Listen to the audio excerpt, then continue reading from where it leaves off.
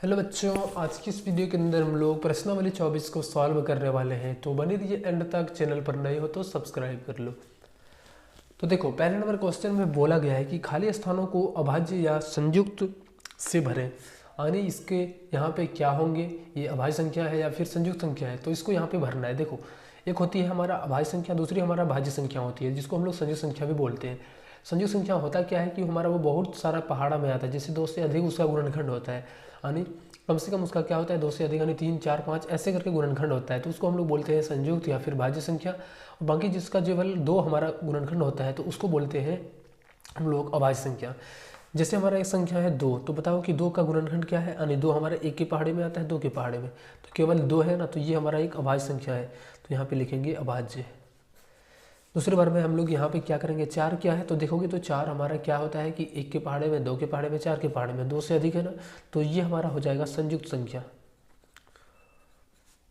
इसी तरीके से 11 हमारा सिर्फ 1 के पहाड़ में और 11 के पहाड़ में आता है, तो ये भी हमारा एक अभाज्य संख्या हो जाएगा। 33 देखोगे तो ये 3 के भी पहाड़े में आ जाता है, और 33 का भी पहाड़ में, और 1 के पहाड़े में तो सब कुछ आता है, तो इसलिए हमारा 3 गुणनखंड हो जाएगा, तो ये हमारा संयुक्त हो जाएगा।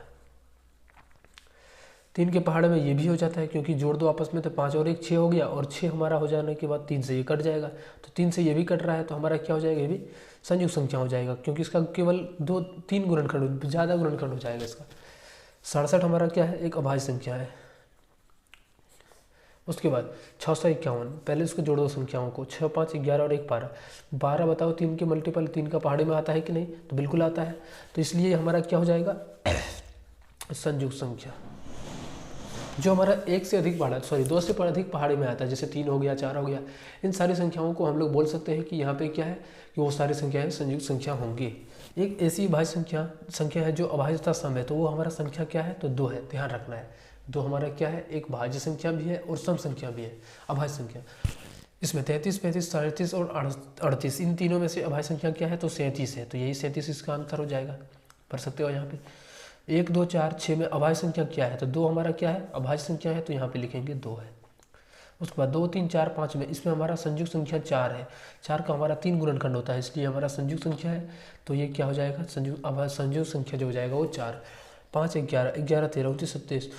देखो, इनमें से अभाज्य युग्म क्या होता है, तो थोड़ा सा समझो पहले। अभाज्य युग्म क्या होता है, जिसका मतलब दोनों अभाज्य संख्या हो, दोनों का डिफरेंस, यानी दोनों का जो अंतर हो वो हमारा केवल 2 हो, तो उसको हम लोग बोलते हैं अभाज्य युग्म।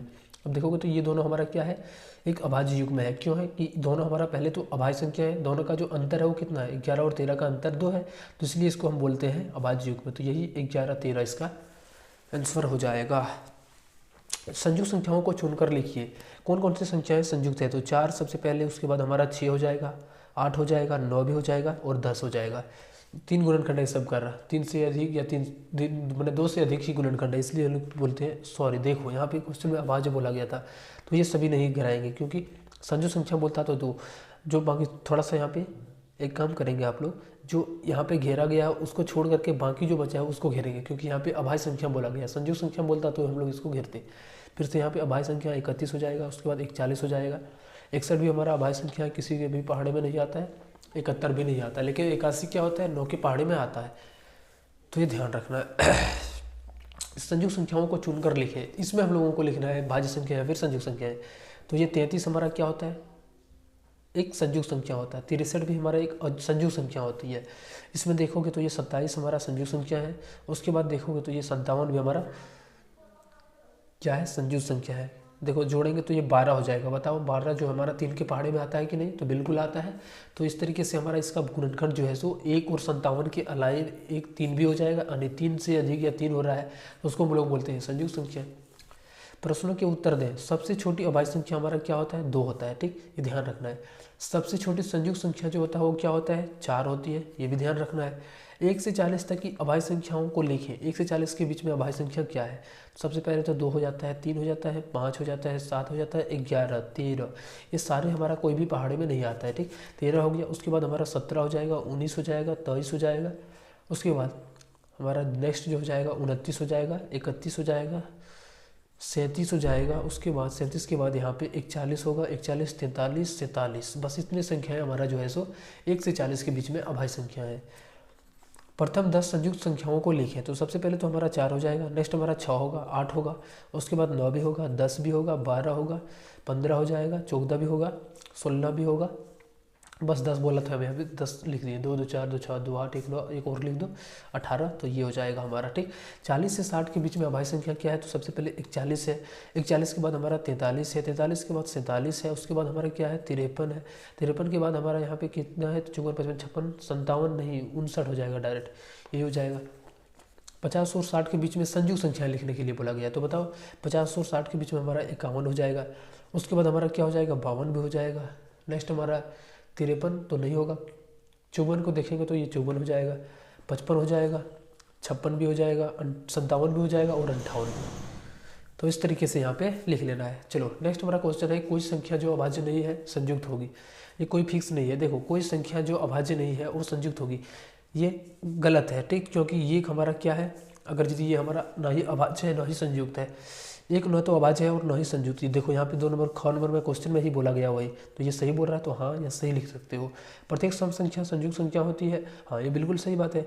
जितने भी सम संख्या होंगे वो क्या होंगे? ये हमारा एक संयुक्त संख्या भी होती है, ध्यान रखना है।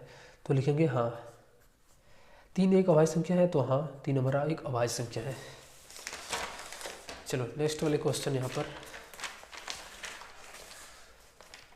हम लोग 11 नंबर का प्रश्न को सॉल्व करते हैं। तो देखो क्या बोलता है, 50 से 70 के बीच एक अभाज्य युग्म को लिखें।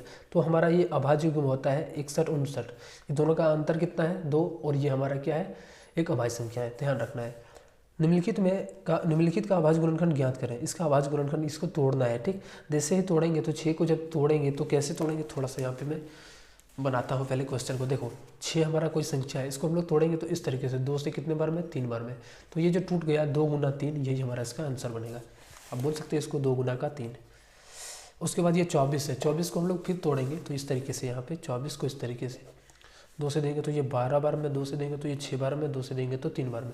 तो यही जो हमारा आ रहा बाहर में, ये तीनों को हम लोग चारों को लिखेंगे क्या? 2 2 2 और 3 लिखेंगे यहाँ पे, 2 गुना 2 गुना और 2 गुना 3। 36 को भी इसी तरीके से तोड़ करके लिखेंगे, तो देखोगे तो यहाँ पे 36 है, तोड़ेंगे तो 2 से 18 बार में पहले कटेगा, 2 से 9 बार में, और 3 से देंगे तो ये 3 बार में, 2 2 3 3। तो ये हमारा 2 गुना 2 3 गुना 3, यही हमारा इसका आंसर हो जाएगा। ऐसे करके 48 का भी देखो, 48 को तोड़ेंगे तो ये क्या हो जाएगा? 2 से 24 बार में, 2 से 12 बार में, 2 से 6 बार में, 2 से 3 बार में।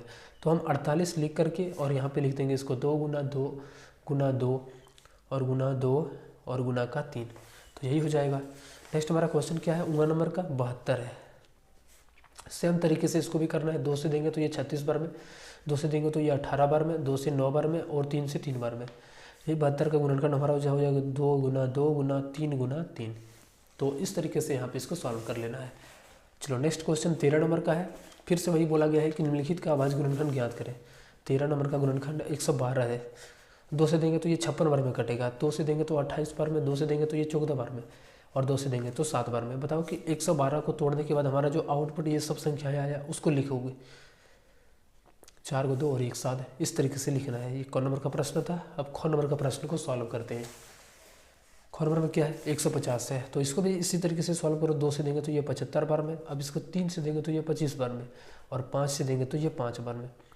अब 150 जो हो जाएगा हमारा, ये सारी संख्याएं हो जाएंगी 2 गुना 3 गुना 5 गुना 5। तो इस तरीके से यहाँ पे सॉल्व करना है।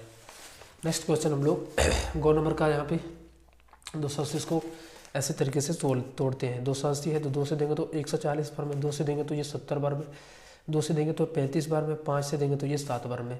अब जो भी हमारा आया है उसको लिख दो, 2 गुना 2 गुना 2, उसके बाद 5 गुना 7। अब घ नंबर का प्रश्न है 240 को इसी तरीके से तोड़ना है। 2 से देंगे तो 120 बार में, 2 से देंगे तो ये 60 बार में, 2 से देंगे तो 30 बार में, 2 से देंगे तो 15 बार में, और 3 से देंगे तो 5 बार में। अब बस जो भी टूटा हुआ है जो बाहर में है इसको सारे को लिख दो। तो 2 गुना का 2 गुना का 2 और 3 गुना का 5। चलो 19 नंबर का आपका होमवर्क है, घर में इसको कंप्लीट करेंगे। प्रत्येक के लिए एक प्रत्येक वृक्ष बनाए जिसे यहाँ पे दिया गया। इसी तरीके से हम लोगों को इसको भी वृक्ष बनाना है। चलो पहले क्या है? 40 है, 2 गुना का 20। तो हम यहाँ पे इस तरीके से लिखेंगे पहले 40, ठीक। अब यहाँ पे क्या करेंगे? यहाँ पे इस तरीके से 20 लिखेंगे, और उसके बाद यहाँ पे लिखेंगे 2। फिर इस क्या करेंगे, इस 10 को यहाँ पे इस तरीके से यहाँ पे 2 लिखेंगे और यहाँ पे 10, 10 दूनी की 20। फिर यहाँ पे इसको हम क्या करेंगे, इस 2 को यहाँ पे लिखेंगे और यहाँ पे 5। अब दोनों को गुना करो, 5 दूनी 10, 10 दूनी 20, 20 दूनी 40। हो रहा है कि नहीं? बिल्कुल हो रहा है। इस तरीके से बनाना है। ये कौन नंबर का प्रश्न था? आप कौन नंबर का प्रश्न को ऐसे करके सॉल्व करेंगे। तो यहाँ पे क्या है, 45 को तोड़ना है। देखो 45 को इस तरीके से तोड़ना है। अब फिर इसको अभाज्य गुणन करके दोबारा भी बना सकते हो। ऐसे 45 है, 3 से देंगे तो ये 15 बार में जाएगा, ठीक है।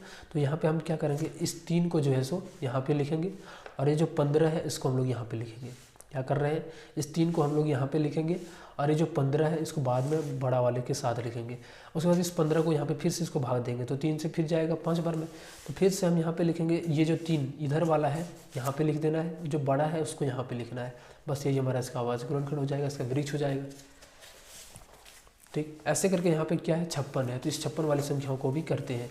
देखो पहले ये 56 है, अगर यदि हम देखेंगे तो ये 56 को यहाँ पे देंगे, 2 से देंगे तो 28 बार में, 2 से देंगे तो ये 14 बार में। तो पहले इसको देखो, 2 पहले लिखो इस तरीके से 56 को है और यहाँ पे हम क्या करेंगे, 56 को जो पहले हम लोग भाग दिए कितने बार में कटा है, 28 बार में। तो इस 28 को यहाँ पे लिखो और कितने बार में कटा, 2 बार में। तो यहाँ पे लिखेंगे इसको बगल में 2। उसी तरीके से इस 28 को तोड़ेंगे तो 2 से ये कितने बार में कट रहा है, 14 बार में। तो 14 को हम लिखेंगे इधर बड़े की तरफ और जो छोटा है उसको छोटे की तरफ। फिर इसको तोड़ेंगे तो ये 7 बार में कटेगा और ये 2 बार में। तो इस तरीके से ये हो जाएगा। चलो एक होमवर्क है घर में, इसमें घर को अब आप लोग जो है इसको कंप्लीट करेंगे। अब देखो यहाँ पे 2 को 80 से भाग लगाएंगे, ठीक। या फिर हम इस तरीके से 2 को 80 से भाग लगाएंगे, कितने बार में कटेगा, 2 से जब 80 कटाएंगे तो ये 40 बार में कटेगा। 2 से 40 कितने बार में, 20 बार में। 2 से 20 कितने बार में, 10 बार में। बस ये हमारा हो जाएगा। इस तरीके से 2 से पहाड़ी में 70 को जब भाग लगाएंगे तो कितने बार में कटेगा, 35 बार में। बस हमारा हो जाएगा। 2 के पहाड़ी में 24 हमारा 12 बार में, 2 के पहाड़ी में 12 हमारा 6 बार में। और इस तरीके से ये हमारा इसका आंसर हो जाएगा। तो हमारा ये चैप्टर होता है यहाँ से ख़त्म। और जो नेक्स्ट चैप्टर आप लोग महत्तम समापवर्तक महोत्सव पढ़ेंगे। मिलते हैं हम लोग अब नेक्स्ट वीडियो में। बाय।